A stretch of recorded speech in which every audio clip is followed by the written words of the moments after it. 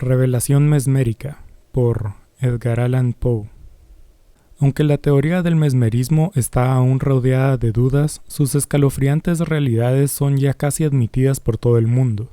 Los que se permiten dudar de estas pertenecen a la inútil y despreciable casta de los que dudan por pura afición. No existe mejor manera de perder el tiempo que proponerse probar que el hombre en la actualidad, por el mero ejercicio de su voluntad, es capaz de impresionar a su semejante hasta sumirlo en un estado anormal cuyas manifestaciones se asemejan tanto a las de la muerte, o, por lo menos en mayor grado que cualquier otro fenómeno conocido en normales condiciones, que, en tal estado, el hombre así afectado utiliza solo con esfuerzo y por tanto con debilidades los órganos exteriores de sus sentidos y, por el contrario, percibe con agudeza y exquisitez, y por medios presuntamente desconocidos, cosas que se encuentran más allá del alcance de los órganos físicos, que, además, tienen sus facultades intelectuales en un estado maravilloso de exaltación y fuerza, que las conexiones con la persona que así está influyendo sobre ellas son profundas, y, finalmente, que la susceptibilidad de su impresión va aumentando gradualmente, al tiempo que, en esa misma proporción, se extienden y acentúan los peculiares fenómenos producidos cada vez más. Afirmo que sería superfluo intentar demostrar las leyes del mesmerismo en sus rasgos más esenciales. Tampoco haré a mis lectores una demostración tan innecesaria hoy en día. En verdad, mi propósito es otro. Me siento impulsado, aun enfrentándome así con un mundo lleno de prejuicios, a detallar, sin comentarios, el trascendental diálogo que mantuve con un hipnotizado. Y hacía mucho tiempo que acostumbraba a hipnotizar a la persona en cuestión, el señor Vankirk, en quien se había manifestado esa aguda susceptibilidad y la habitual exaltación de la percepción mesmérica. Desde algunos meses antes, el señor Vankirk padecía una tisis diagnosticada, y mis pases habían logrado aliviar sus más penosos efectos. La noche del miércoles 15 del actual mes me llamaron a su cabecera. El paciente sufría un agudo dolor en la región cordial y respiraba con una enorme dificultad, presentando todos los síntomas más comunes del asma. Entre espasmos así generalmente le proporcionaba alivio la aplicación de mostaza en sus centros nerviosos, pero aquella noche tal recurso no había tenido consecuencias favorables. Cuando entré en su habitación me recibió con una amplia sonrisa, y, aunque era evidente que su dolor físico era importante, su ánimo parecía sosegado. Lo mandé a llamar esta noche, dijo, no tanto para que intentara mitigar mi dolor como para que me explicase ciertas impresiones psíquicas que en los últimos días me han causado una gran ansiedad y sorpresa. No hace falta que le diga cuán escéptico ha sido hasta el día de hoy con respecto a la inmortalidad del alma. No puedo negar que toda la vida ha existido, tal vez en la misma alma que he negado, una especie de leve sentimiento de su propia existencia. Pero este tipo de sentimiento no llegó nunca a la convicción, no tenía nada que ver con la razón. Todos los intentos de investigación me dejaron, a decir verdad, aún más escéptico que antes. Se me aconsejó que estudiara Cousin. Lo estudié en sus obras y en sus repercusiones en Europa y América. El Charles Elwood del señor Brownson, por ejemplo, cayó en mis manos. Lo leí muy atentamente. Lo encontré lógico de un extremo a otro, pero las partes que no eran simplemente lógicas constituían, por desgracia, los argumentos iniciales del incrédulo héroe del libro. En sus conclusiones, a mí me pareció más que evidente que el razonador no había logrado ni convencerse a sí mismo. Como el gobierno de Trínculo, al final olvidó por completo el principio. En una sola palabra, no tardé mucho en advertir que si un hombre debe persuadirse intelectualmente de su propia voluntad, no lo logrará nunca a través de las meras abstracciones que han constituido durante tanto tiempo el método de los moralistas de Inglaterra, Francia y Alemania. Las abstracciones pueden suponer una diversión y un ejercicio, pero no se posesionan en la mente. Aquí, en la tierra al menos, estoy convencido que la filosofía siempre nos exigirá que consideremos en vano las cualidades como cosas. La voluntad puede dar su consentimiento, el alma y el intelecto, nunca. Así pues, repito que solo había sentido a medias, pero no creí nunca intelectualmente. Pero en los últimos tiempos ese sentimiento se ha profundizado hasta parecerse bastante a la aquiescencia de la razón, de manera que me es difícil distinguirlos. Creo que también se puede atribuir tal efecto simplemente a la influencia mesmérica.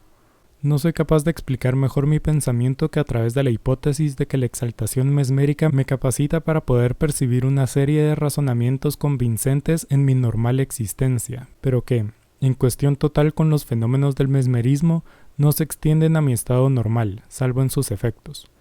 En el estado hipnótico, el razonamiento y la conclusión, la causa y el efecto, se presentan a un mismo tiempo. En mi estado natural, esa causa se desvanece, tan solo el efecto, y puede que solo en parte, permanece. Estas observaciones me han llevado a considerar que podrían obtenerse buenos resultados al dirigirme, mientras me encuentre mesmerizado, una serie de preguntas bien dirigidas. Usted mismo ha podido observar con frecuencia el profundo conocimiento que de sí mismo demuestra un hipnotizado, ese vasto saber que se puede desplegar sobre todo lo que concierne al estado mesmérico, y de ese conocimiento de sí mismo se puede deducir ciertas indicaciones para la adecuada elaboración de algún cuestionario. Por supuesto, accedí a realizar el experimento. Unos escasos pasos sumieron al señor Van Kirk en un sueño mesmérico. Enseguida, su respiración se tornó más fácil, y parecía que no padecía ninguna incomodidad física. Así se produjo la siguiente conversación. ¿Duerme usted bien? Sí. No. Me gustaría dormir más profundamente. ¿Ahora duerme? Sí. ¿Cómo cree que su enfermedad terminará? Moriré. ¿Le apena la idea de la muerte? No, no. ¿Le desagrada la perspectiva? Si estuviese despierto, me gustaría morirme, pero eso ahora no es importante. El estado mesmérico se acerca lo bastante a la muerte como para poder satisfacerme. Me encantaría que se explicara, señor Van Kirk. Quisiera hacerlo, pero eso requiere un mayor esfuerzo del que me siento capaz. Usted no me interroga como debe. Entonces, ¿qué debo preguntarle? Comience por el principio. ¿El principio? Pero, ¿cuál es el principio? ¿Sabe usted que el principio es Dios? Pero, ¿qué es Dios? No puedo decirlo. ¿Dios no es espíritu? Mientras estaba despierto, yo entendía lo que usted quiere decir con espíritu, pero ahora solo me parece una palabra, tal como, por ejemplo, verdad, belleza, a una cualidad me refiero. ¿Dios no es inmaterial? No hay inmaterialidad, es una simple palabra. Lo que es materia no es nada, a menos que las cualidades se consideren cosas. Entonces, ¿Dios es material? No. ¿Y qué es entonces? Lo veo, pero es algo difícil de determinar. No es espíritu, pues existe. Tampoco es materia, como la entiende usted. Pero existen gradaciones en la materia de las que nada sabe el hombre, en la que la más vasta impulsa a la más sutil, y la más sutil invade a la más vasta. La atmósfera, por ejemplo, impulsa el principio eléctrico, mientras que el principio eléctrico penetra en la atmósfera. Estas gradaciones de la materia aumentan en finura y sutileza hasta llegar a una materia indivisible, sin partículas, indivisa, y donde la ley de la impulsión y de la penetración se modifica. La materia última o indivisa penetra no solo en todas las cosas, sino que las impulsa, y así es todas las cosas en sí misma. Esta materia es Dios. Lo que con la palabra pensamiento el hombre intenta formular es esta materia en movimiento. Los metafísicos afirman que toda la acción es reductible a movimiento y pensamiento, y que el último es el origen del primero. Sí, y ahora puedo ver la confusión de la idea. El movimiento es la acción de la mente, y no del pensamiento. Esa materia indivisa, o Dios en reposo, es, en la medida en que se puede concebir, lo que los hombres llaman mente. Y el poder de automovimiento, equivalente a la moción humana, es, en la materia indivisa, el resultado de su unidad y de su absoluta predominancia. ¿Cómo? No lo sé, y ahora puedo ver con claridad que nunca lo sabré, pero esa materia indivisa, puesta en movimiento por una ley o una cualidad que existe en sí misma, es el pensamiento. ¿No puede facilitarme una idea más precisa de lo que llama usted materia indivisa? Las materias que conoce el hombre se escapan gradualmente a los sentidos. Así, tenemos, por ejemplo, un metal, un pedazo de madera, una gota de agua, la atmósfera, el gas, el calor, la electricidad, el luminoso éter. Eso sí, llamamos materia a todas esas cosas, y abarcamos toda la materia en una definición general. Sin embargo, no existen dos ideas más esencialmente distintas que la que se refiere a un metal y la que se confiere al éter luminoso. Al llegar al último, sentimos una inclinación casi irresistible a su clasificación con el espíritu o con la nada. La única consideración que puede detenernos es nuestra idea de su constitución atómica, y aún así debemos pedir asistencia a nuestra noción de átomo como algo infinitesimalmente pequeño, sólido, palpable y macizo. Apartemos la idea de la constitución atómica y ya no podremos considerar el éter como una cantidad, o, al menos, como materia. Podríamos llamarlo espíritu, a falta de una palabra mejor. Demos entonces un paso más allá del éter luminoso. Imaginemos una materia bastante más sutil que el éter, igual que el éter es más sutil que el metal, y llegaremos, pronto, pese a todos los dogmas escolásticos, a una masa única, a una materia indivisible, pues, a pesar de admitir una pequeñez infinita en los átomos mismos, la infinita insignificancia de los espacios interatómicos es un absurdo. Habrá así un punto o un grado de sutileza en el cual, si los átomos son lo bastante numerosos, los interespacios desaparecerán y la masa será única y absoluta. Pero dejando ahora de lado la idea de la constitución atómica, la misma naturaleza de la masa se trasladará sin duda a nuestra concepción del espíritu. Está claro que es tan materia como lo era antes. Lo cierto es que resulta imposible concebir el espíritu, pues es imposible imaginarse lo que no es. Cuando nos vanagloriamos de llegar a concebirlo, lo que hemos hecho es engañar a nuestro entendimiento mediante la consideración de una materia rarificada hasta el infinito. Creo que existe una objeción insuperable a la idea de la total y absoluta unidad, la ligerísima resistencia que experimentan los cuerpos celestes en sus revoluciones a través del espacio, una resistencia que ahora conocemos como verdadera. Existe un cierto grado, pero es tan ligera que hasta la sagacidad de Newton la pasó por alto. Todos sabemos que la resistencia de un cuerpo es proporcional a su densidad. La unidad absoluta es densidad absoluta. Donde no existe interespacio no puede haber paso. Un éter totalmente denso detendría de una forma muchísimo más efectiva la marcha de una estrella que lo haría un éter de diamante o de acero. Esa objeción se puede contestar con una facilidad casi en proporción con su aparente sentido irrefutable. Y con respecto a la trayectoria de una estrella, no debe haber diferencia entre que la estrella pase a través del éter o de que el éter pase a través de la estrella. No existe un error astronómico más inexplicable que el que relaciona el conocido retardo de las cometas con la idea de su paso a través del éter, pues por muy sutil que ese éter se suponga, podría detener cualquier revolución sideral en un espacio de tiempo mucho más breve que el que admiten esos astrónomos, quienes intentan suprimir un aspecto que consideraban imposible de entender. Ese retardo experimentado es, por otra parte, casi el mismo que puede esperarse de la fricción del éter en el pasaje fugaz a través de las estrellas. En uno de los casos, la fuerza de retardo resulta momentánea y plena en sí misma. En el otro caso, se acumula infinitamente. Pero en cualquier caso, ¿no existe nada de irreverencia en esta identificación de la simple materia con Dios? Me vi obligado a repetir esa misma pregunta antes de que el hipnotizado comprendiera su sentido cabalmente. ¿Puede explicarme usted por qué la materia debe ser menos reverenciada que la mente? ¿Olvida usted que la materia de la que hablo es, en cualquier sentido, la mente o espíritu verdadero de las escuelas, sobre todo en lo referente a sus elevadas propiedades, y a la vez es la materia para esas mismas escuelas? Dios tan solo es la perfección de la materia, con todos los poderes que se atribuyen al espíritu. Entonces usted afirma que la materia indivisa en movimiento es el pensamiento.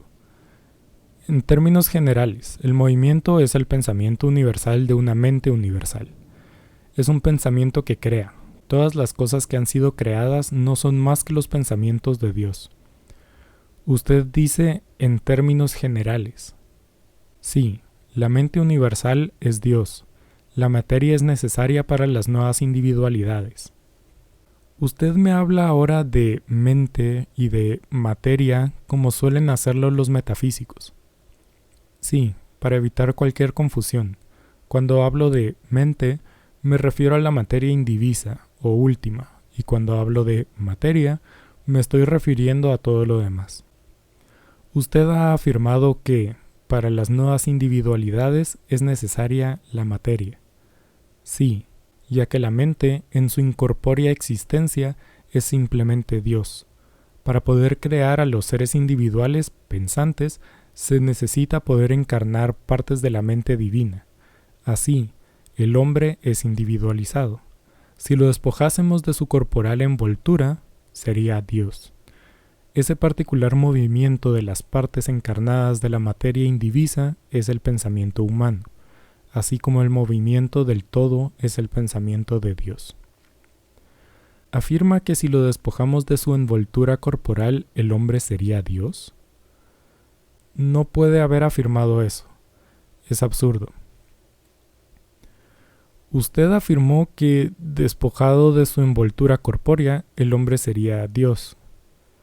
Es cierto, un hombre así despojado sería Dios, sería desindividualizado, pero no es capaz de despojarse jamás así, no podrá, al menos, a menos que podamos imaginar una acción de Dios que se vuelva sobre sí misma, inútil, sin finalidad alguna. El hombre es una criatura, y las criaturas son pensamiento de Dios. Ser irrevocable está en la naturaleza de todo pensamiento.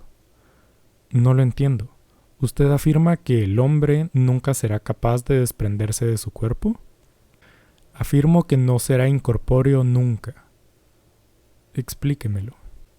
Tenemos dos cuerpos, el elemental y el completo, correspondientes a las dos condiciones de la crisálida y la mariposa. Todo lo que conocemos como muerte es solo una penosa metamorfosis. Nuestra actual encarnación es algo progresivo, preparatorio, temporal. Nuestro futuro es algo perfecto, definitivo e inmortal. La vida definitiva es la finalidad absoluta. Pero poseemos un conocimiento palpable de la metamorfosis de la crisálida. Nosotros sí, la crisálida no. La materia que compone nuestro cuerpo elemental se encuentra al alcance de los órganos de este cuerpo, o, para más claridad, nuestros órganos elementales se adaptan a la materia que constituye el cuerpo elemental, pero no a la que constituye el cuerpo definitivo, que así escapa a nuestros sentidos elementales, y solo podemos percibir la envoltura que se le cae al morir, al desprenderse de la forma interior, y no esa forma exterior. Esta última, como la envoltura, puede apreciarse por los que ya han logrado la vida definitiva. Usted ha asegurado a menudo que el estado mesmérico se asemeja bastante a la muerte. ¿Es así? Al asegurar que se parece a la muerte, me refiero a que se parece a la vida definitiva, pues cuando me encuentro en trance, los sentidos de mi vida elemental quedan suspendidos, y puedo percibir todas las cosas del exterior directamente, sin órganos, mediante un intermediario que podré emplear en la vida definitiva, inorganizada. ¿Inorganizada? Sí.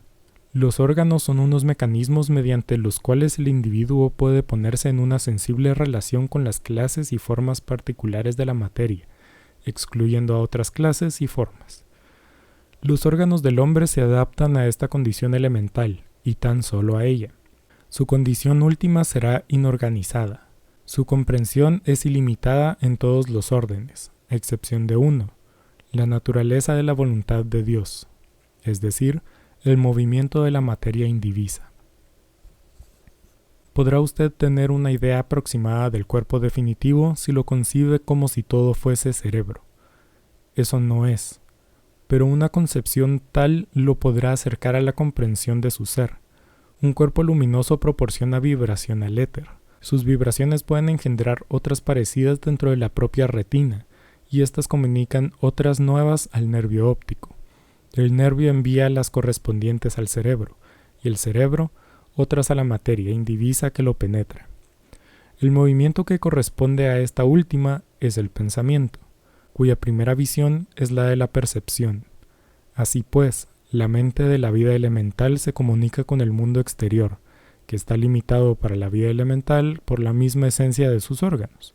Pero en la vida definitiva, en la vida inorganizada, el mundo exterior llega a todo el cuerpo, que es una sustancia similar al cerebro, como ya he mencionado, sin más intervención que la de un éter mucho más sutil que el luminoso.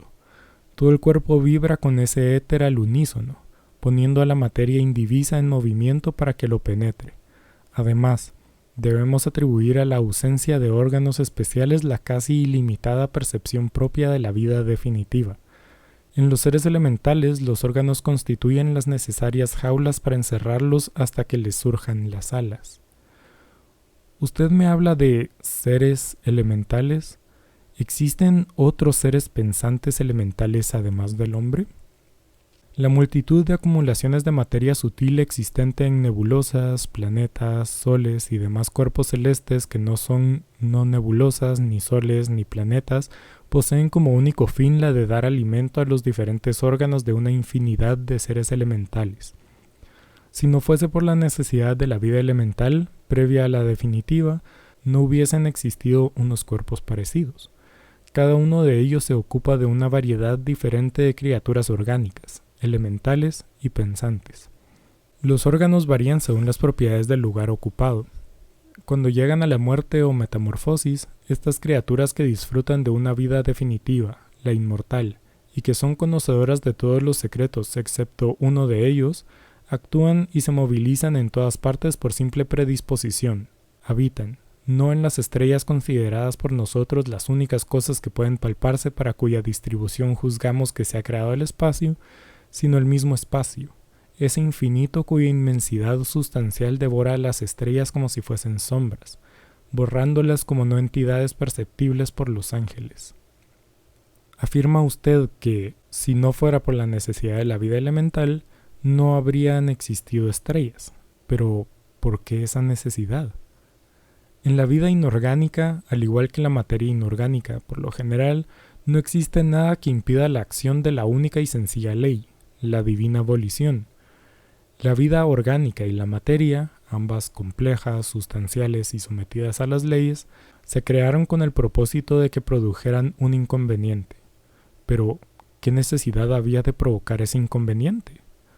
El resultado de esa ley violada es la imperfección, la injusticia, el dolor positivo.